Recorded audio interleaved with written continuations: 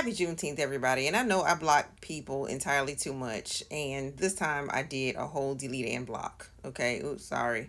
But since I did that whole delete and block because this person called me an entire liar about Black Americans being venture capitalists in the past and today. Okay. But we're talking about the past right now. They didn't believe me. And this was a Black American. So I'm going to educate some people who don't even know their own freaking history, which is a shame.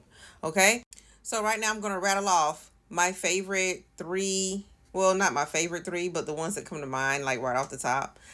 Venture capitalists of the past. Black Americans, regardless of what, I don't know, what many people may think, we did have money. Of course, in every society, in every situation, everybody does not have a lot of money, but there are people who have loads of it, okay? And what they did in the past, because white banks, which that was the majority back then, and today, white banks would bar black people. So even though black people had money, they had to keep it in their house, or and they would and those with lots of money, for the most part, some black people did, depending on where they lived, they had it in the banks and they had lots of it in the bank, right? But a lot of them who did not have a bank account, or and if they needed a loan, or if they needed venture capital so that they can start up their business, okay, they would go to the venture capitalist, the Black American venture capitalist that they knew, okay, and that person was right around the corner, okay. It's not like they live far off, it was right around the corner. This person is well known in the black community, okay. One of those people was Ottawa Gurley, the founder of Black Wall Street. He was a venture capitalist. Not only did he found several churches and businesses, blah blah blah, in the area, he also provided the venture capital for others to do their startup businesses as well, to launch their startup businesses as well. Okay, that was right there in Black Wall Street. There's one. Okay, so I'm not lying, but I'm gonna give you two more. Okay, so then there's Clara Brown. Clara Brown was also known as the Angel of the Rockies, and I love talking about her because she is the Angel of the Rockies. Now she was known as one of the first black women to go across the country. Okay, and she she gained her wealth through her own laundry business, okay. And this wasn't recent, this is way back a long time ago, okay. And so what she did, this black woman did, was not only did she own mines and things of that nature, and she founded churches out west and everything else, but what she did was loan money to mining prospectors. Okay?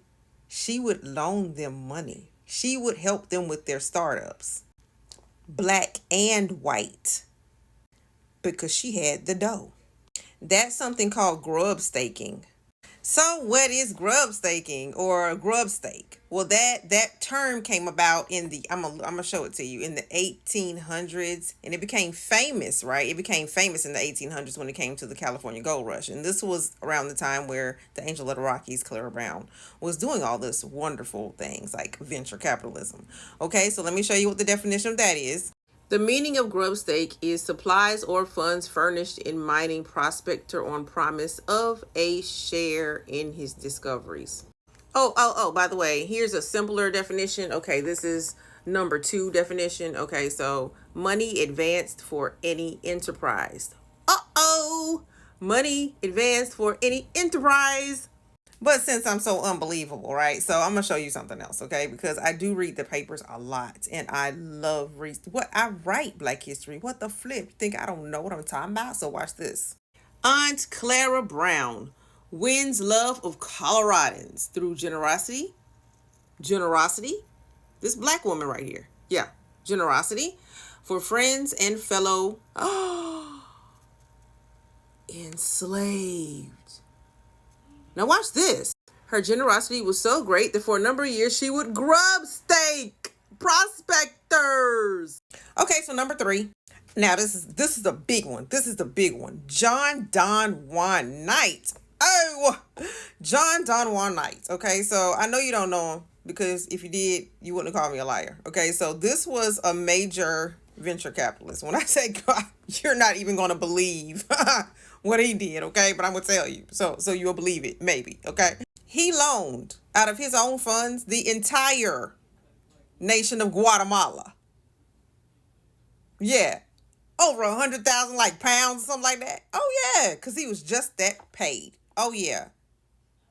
Wait, let me show you something. Here's blackentrepreneur.history.com. Go read it. Go read it because I'm getting ready to show you this, right?